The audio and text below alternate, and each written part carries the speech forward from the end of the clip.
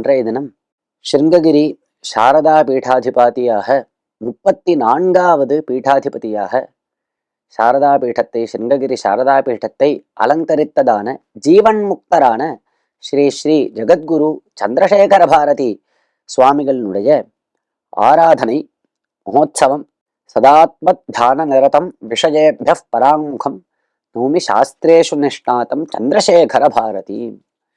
எப்பொழுதும் ஆத்மஸ்வரூபத்திலேயே லயித்திருப்பவர், விஷய சுகத்திலிருந்து விலகியவர், சகல சாஸ்திரங்கள்லையும் கரை கண்டவர், அப்பேற்பட்ட ஜீவன் முக்தரான பிரம்மஞானியான சந்திரசேகர பாரதிய ஒவ்வொருவரும் இன்றைய தினம் கட்டாயம் ஸ்மரிக்கணும், நமஸ்கரிக்கணும்.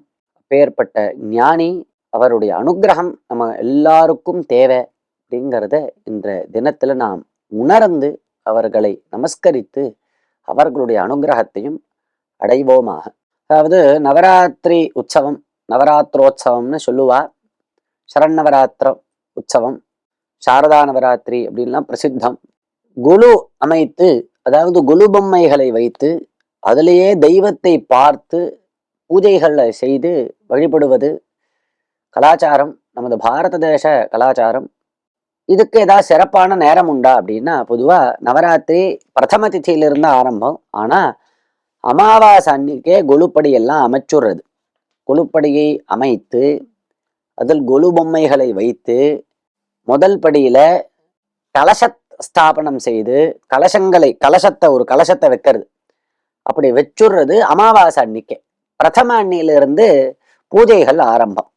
அப்ப இந்த அமாவாசையான இன்றைய தினம், அதாவது 21ஆம் தேதியே காலை 11 மணி முதல் 12 மணிக்குள், ஞாயிற்றுக்கிழமை உத்தர நட்சத்திரத்துல குருஹோரையில கலசஸ்தாபனம் செய்து கொலுப்படிகளில் பொம்மைகளை வைக்க சிறப்பான நேரமாக உள்ளது. இப்படி கலசஸ்தாபனம் செய்து பொம்மைகளை வைத்து அம்பாளை பூஜை பண்றதுக்கு எல்லாருக்கும் ஒரு சூழ்நிலையை பகவான் அனுகிரகிக்கட்டும்.